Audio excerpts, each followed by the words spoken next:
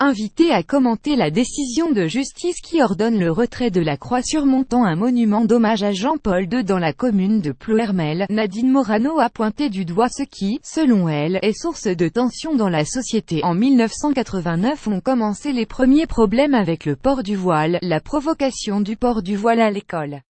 Il nous a fallu légiférer. Depuis ces années, il y a une dérive, dans notre pays, de réclamation, de piscines avec des horaires qui ne devraient pas être mixtes, des femmes qui ne veulent pas se faire soigner par des hommes, a-t-elle ainsi déclaré. Elle a poursuivi en expliquant que, depuis des années, on assiste à des dérives et à une chasse aux croix et aux crèches.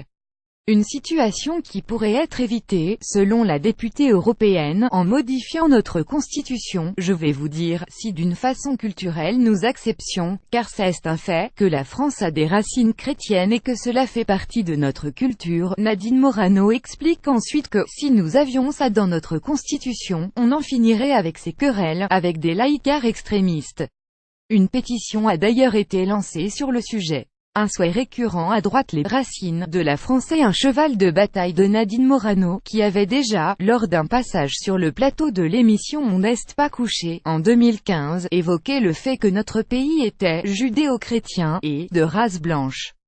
Début 2016, le député LR des Alpes-Maritimes Éric Ciotti s'était lui aussi engagé sur ce sujet, déposant une proposition de loi visant à inscrire la laïcité dans la devise de la République, mais également à inclure dans la Constitution une référence aux racines et à l'histoire chrétienne de la France.